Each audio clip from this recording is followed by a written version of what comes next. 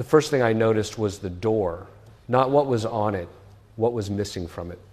I had driven 2 hours to reach the house, a house on a street that looks like every other street in the mid-sized American city where it sits, lawns mowed, a basketball hoop in the driveway, a neighbor's car with a faded parish school sticker on the rear window. The mother who contacted me had spent 3 weeks trying to find someone who would actually come. She had called the diocese. She had been given a phone number that rang without answer. She had called a priest in her parish who told her that what she was describing was probably depression and that her son should see a therapist. She had called another priest who came once, left quickly, and did not return her calls. She was not hysterical. She was a woman at the end of 3 weeks of something she did not have language for. When I parked and walked toward the front door, I noticed the door frame. A small nail was still in the wood above the lintel, just to the right, slightly rusted. Something had hung there once. Maybe a palm blessed on a previous Palm Sunday, the kind that curls brown and brittle by October. Maybe a small crucifix. Whatever it had been, it was gone. The paint around the nail was slightly lighter. Whatever had hung there for years before being taken down. Below the doorknob, on the left side of the frame, there was a small smear that might have been holy water once, dried and faint. I stood on that threshold for a moment, just stood. I went in.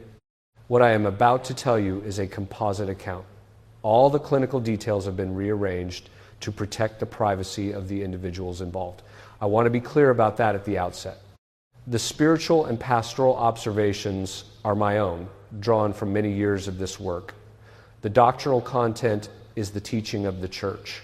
The case itself, as I present it, is the kind of case, not a specific case tied to specific individuals. My name is Chad Ripperger. I was ordained to the priesthood in 1996. I hold a doctorate in philosophy from the Pontifical Faculty. For 400 years, the Church provided the laity with specific prayers to address situations in their homes that they could not explain. Most parishes stopped teaching them after 1965. Now, they have all been compiled into a concise, practical guide. Keep it near the door and read the first page tonight. You will find the link to get the book in the description and in the first pinned comment. Faculty of Philosophy and Theology of the Immaculate Conception, and the philosophical tradition I work within is Thomistic, meaning I take Aquinas' rational metaphysics as the framework for understanding what I encounter in this ministry, rather than any contemporary framework that finds the category of spiritual reality embarrassing or imprecise. I did not seek out exorcism work. I was assigned to it by my superiors after some years of priestly ministry, trained under a senior exorcist with decades of experience, and I have spent the time since working cases, training other priests, and trying to put into writing the things the faithful need to know before the situation becomes severe. I have taught for years that the most important question in the spiritual life is not what extraordinary things happen in extreme cases. The most important question is whether the ordinary protections are in place. The extraordinary cases I deal with are almost always the result of the ordinary protections being absent. Remove the ordinary first. The extraordinary fills the space. That is what I had been called to here in this house, with the empty door frame and the rusted nail. The boy was 16. I will not give him a name. He was thin in the way that happens when someone has not been sleeping well for months, a hollowed thinness, not an athletic one. He was sitting in an armchair when I came into the living room. His mother sat on the sofa to his left. His father was in the kitchen doorway. The father had not wanted me to come. He was a man who had left the church in his late 20s and had been living at a sustained low-grade embarrassment about his wife's continued practice for the intervening years. He stood in that kitchen doorway with his arms crossed and his face arranged into the expression of someone attending a procedure he considers medically unnecessary but is tolerating out of spousal courtesy. I noted all of this. Context is clinical data. The boy looked at me. His eyes were not what the movies promise. There was no red, no rolling, no dramatic dilation. The most accurate thing I can say is that they were flat. There is a light that exists in a person's eyes that has nothing to do with the optics of the eyeball. It is a quality of presence, of someone being behind the eyes rather than just a face pointed at you. That quality was not present. The eyes were open, the pupils reactive when I tested them later, everything physiologically normal. But the presence that should have been behind them had, in some functional sense, vacated or been pushed to the periphery.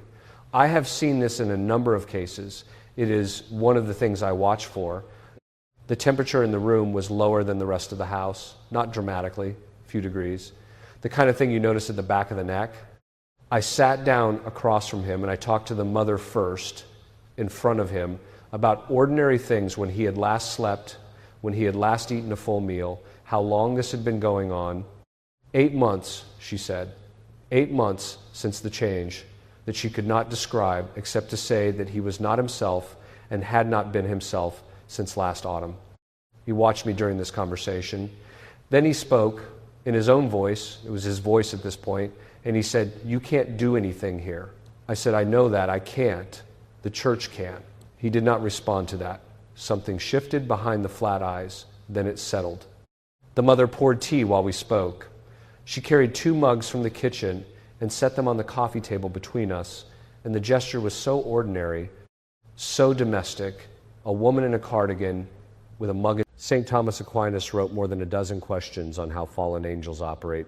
Most Catholics have never read one line of it. This archive gathers that teaching, the 1,614 rite, and 4 centuries of documented cases into a single reference. Read it slowly, 1 chapter a night. You will find the link to get the book in the description and in the first posted comment. Tea at 11 in the morning, that I felt the weight of what was happening in that ordinary room with its ordinary furniture. A votive candle burned on a shelf behind her in front of a small printed image of Our Lady of Guadalupe. That candle and that image were the only explicitly Catholic objects visible in the living room. The rest of the room was the visual vocabulary of 10,000 American houses.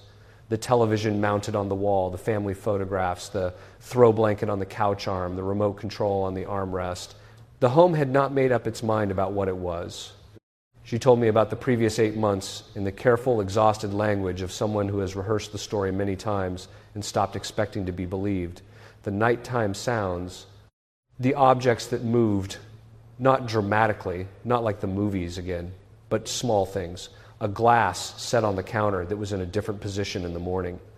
A key that she was certain she had put on the hook and that appeared later on the floor across the kitchen. Her son's sleep, which had gone from normal to fractured to essentially absent over a period of 3 months.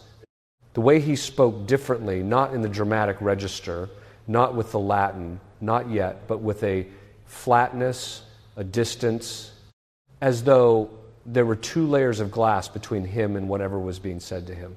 He had stopped going to school in February. They had taken him to a psychiatrist in March. The psychiatrist had prescribed medication. The medication had not changed anything she could observe. I asked her when they had last been to Mass as a family. She looked at the votive candle. She said, before the separation proceedings started. That was 3 years ago. She still went occasionally, she said, by herself when she had the energy. The boy had not been to Mass since his confirmation. I wrote none of this down. I carry a small notebook, but I did not use it. Some things you do not write down in front of people who are already frightened. You keep them in the part of your mind that has learned over years to hold details without displaying them. The father had not moved from the kitchen doorway. He was watching me the way a man watches a plumber who is about to tell him something expensive. Now I want to explain doctrinally what I was looking at, because the explanation is not separate from the story. It is the story's grammar. St. Thomas Aquinas, in the Summa Theologiae, first part, questions 50 through 64, works out in careful, rational terms what angels are. He begins from Aristotle, the metaphysics of substance, form, and matter, and then builds on it with revelation. The angels are pure intellects, subsistent forms without matter. This is critical. Matter is the principle of individuation in Thomistic metaphysics. Angels do not have matter, so each angel is its own species. Each is in itself a complete kind of being, not a member of a class. There are not many angels of the same type. Each one is unrepeatable. This means the fallen angels, the demons, are not a mob. They are a hierarchy of radically individuated intelligences, each one with a complete and unrepeatable rational nature, and each one, by Aquinas' analysis, retaining that nature fully after the fall. What they lost at the moment of irrevocable refusal was sanctifying grace and the happiness that comes with the beatific vision. What they retained was their entire natural endowment, their intellect, their will now locked in a refusal that they cannot reverse, because their choice was made with the full clarity that only a purely intellectual nature can have, without the confusion and revision that matter introduces into human choosing. What this means practically: a demon that has been observing a particular family, a particular neighborhood, a particular pattern of sacramental abandonment for 30 years is not guessing when it moves. It is calculating with an intelligence that exceeds human capacity at the level of natural reason. It knows the pressure points, it knows the schedule, it knows that the father in the kitchen doorway left the church at 27 and carries guilt about it that he has never confessed because he has never returned to the sacraments. That guilt is a door. The 6 categories of diabolic interference with the human person, which classical demonology distinguishes, are these: in ascending severity, temptation, which is universal; vexation or oppression, which is external assault on the body or circumstances; obsession, which is the persistent external siege of the imagination and the exterior faculties; infestation, which is diabolic occupation of a place, an object, or the environment surrounding a person; subjugation, which involves a covenantal arrangement freely entered, whether knowingly or not; and possession, which is the temporary occupation of the body's faculties by a foreign will. The boy was not possessed. I want to say this clearly. What I assessed over the 3 days I was in contact with that household was a combination of oppression, obsession, and infestation, the last of these. The infestation concentrated most specifically on the threshold of the house, the entry point, the door. 3 days is not long. 3 days in a case like this is reconnaissance, not resolution. I was there to assess, to perform what initial rites were authorized, to prescribe the sacramental and practical steps the family needed to take, and to do what I could do without overstepping the authorization I had been given. On the second evening, after the Liturgy of the Hours and the preliminary rites, the voice changed. This was during what is technically the interrogatory phase, the part of the formal rite in which the exorcist questions the afflicted person and, under the authority of the church, demands specific information from whatever is present. The voice that came was not his. Lower than his natural register, by an interval that is hard to describe, not deeper in the way a grown man's voice is deeper than an adolescent's, but deeper in the way that old wood sounds when you knock on it compared to new wood. Old. The word that keeps coming is old.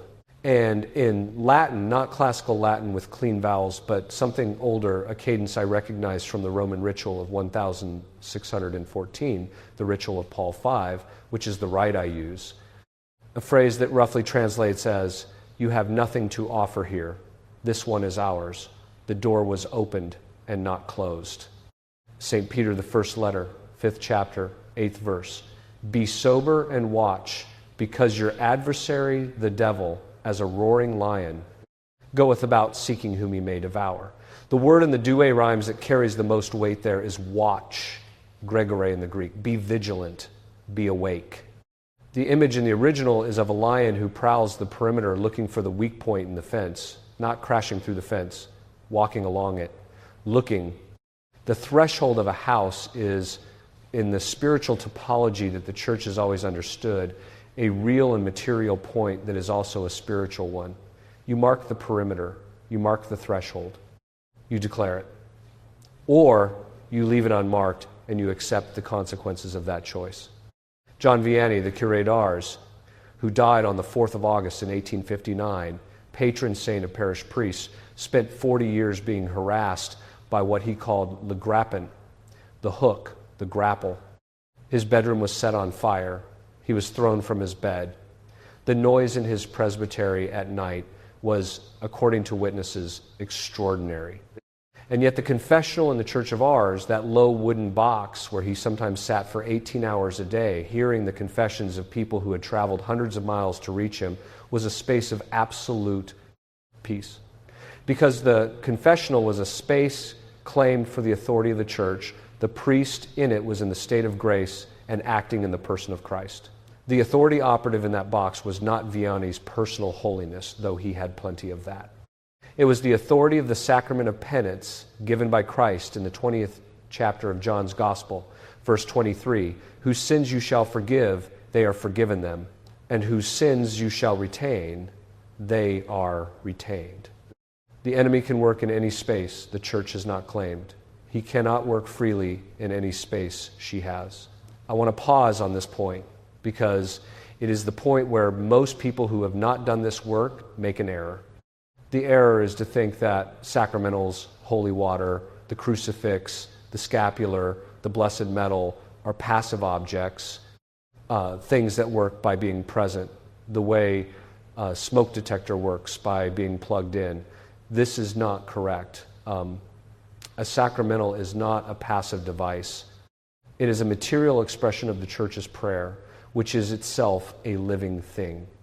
The blessed crucifix above your door is not a scarecrow, it is a declaration.